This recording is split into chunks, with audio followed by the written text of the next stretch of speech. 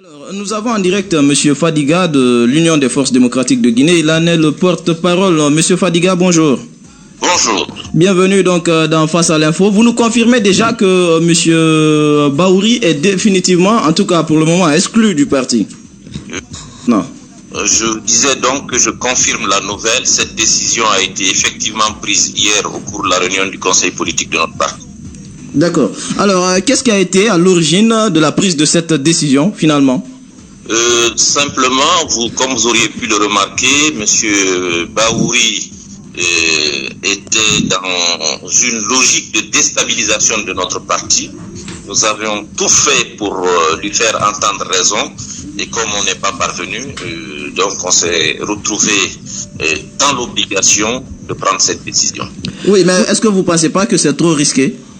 Risqué par rapport à quoi? Oui, par rapport à l'avenir du parti. Vous dites que il dit très souvent, M. Bahouri, qu'il est le fondateur de ce parti politique, et en outre, vous savez que c'est quelqu'un quand même qui bénéficie d'un certain soutien au niveau de certains militants. Le fondateur de ce parti, vous vouliez qu'on lui laisse la possibilité de mettre le désordre dans un parti aussi important que l'UFDG? Non, attendez, soyons sérieux. Cette histoire de fondateur de parti, il y en a assez. Et moi, quand je suis venu dans ce parti, je ne connaissais pas de fondateur, on m'a pas dit qu'il y a un fondateur. Non, ça suffit comme ça, cette histoire de fondateur de parti.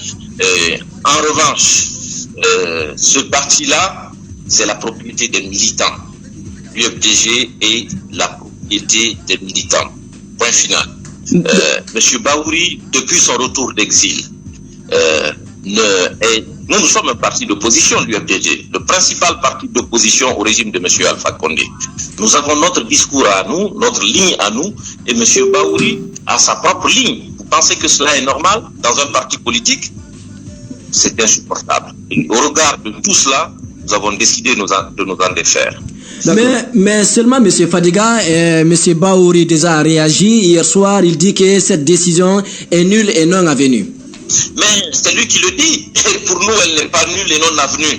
Et nous allons voir ce qu'il va faire de toutes les façons. Nous nous réunissons à temps, nous faisons nos réunions, nous prenons des décisions au nom du parti. M. Bahouri n'est pas là. Vous savez, c'est comme l'histoire de ces lieutenants-là à un moment donné qui disaient que la décision prise à leur encontre ne les regardait pas. Aujourd'hui, vous voyez bien qu'ils ne peuvent pas venir dans nos structures pour siéger, discuter avec nous. Mais M. Fadiga, plus loin que ça, il promet encore de se rendre ce soir même pour assister à cette rencontre politique. Même de ce qui nous intimide. M. Bahouri peut dire ce qu'il veut. Nous sommes là, sereins. Au cas où, Monsieur Fadiga, au cas où M. Bahouri déciderait d'aller, qu'est-ce que vous allez prendre comme décision sur le terrain? Je ne peux pas vous donner de réponse par rapport à cette question. Nous attendons, puisqu'il menace de venir là où il n'a pas droit de se retrouver, nous attendons qu'il pose l'acte qu'il a énoncé. D'accord. Alors, est-ce que vous vous attendez, par exemple, à une poursuite judiciaire avec Bahouri? Je n'en sais rien. Moi, je ne peux pas vous répondre sur des supputations de ce genre. D'accord. Je vous dis simplement que nous attendons de voir les actes que M. Bahouri serait amené à poser vis-à-vis de l'UFDG. C'est à ce moment-là seulement que nous apporterons des réponses. Voilà.